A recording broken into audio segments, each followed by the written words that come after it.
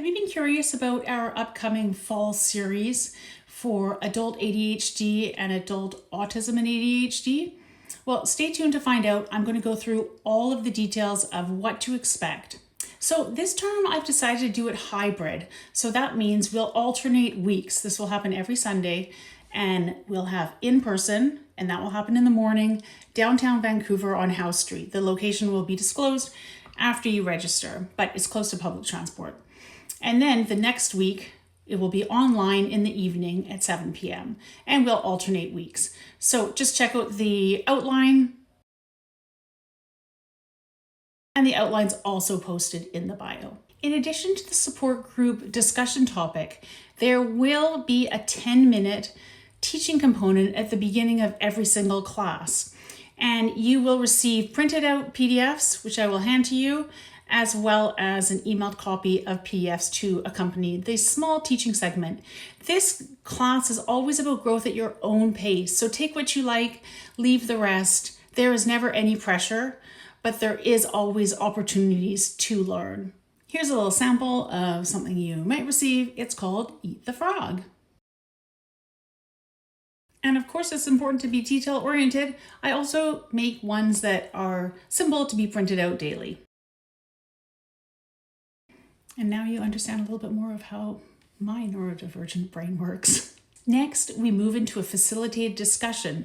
This is where people share their insights of living as a neurodiverse individual or their experiences. This component is not about advising. And why don't we advise? Because we can never know the exact experience of another person, and so we shouldn't tell them what to do. I firmly believe that deep down, we all know what is best for ourselves. Why do I believe so strongly in the power of support groups in advancing people's growth? It's because it allows us to start to accept ourselves as we are, and it also allows us greater self-awareness. And without self-awareness, there's no growth that can happen. The 12 weeks may seem like a long time, but how can you learn something new if you only try it once or twice or even 3 times? I wish I would be a high-level pickleball player after 3 classes, but that's impossible.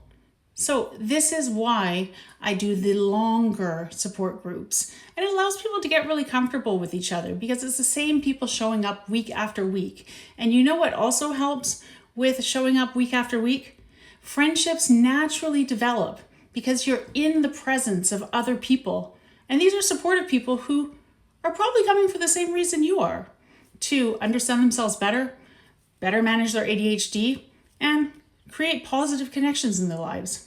Hey, and remember, we also have bonus activities that happen outside of the Sunday groups with the Social Hub members. Different activities happen, such as we have lecturers from specialists in their fields. Right now, I'm working on an intro to boxing class. We go to hockey games, all sorts of things. So actually, if you have a suggestion, let me know. I want to make it happen. So anyone who knows me knows I'm honest to a fault. And so I want to address the downsides of joining the group. One of the things that can be challenging for people is that when you're in groups, you just naturally, even if you don't speak, you develop greater self-awareness because a lot of the understanding comes in your day-to-day after the group is over. You're thinking during the week, and then you show up to class again. Greater self-awareness can be really painful. You might notice that you compare yourself to other people. You might notice patterns with rejection sensitivity, dysphoria. And this, although it's challenging and painful, insight helps us grow.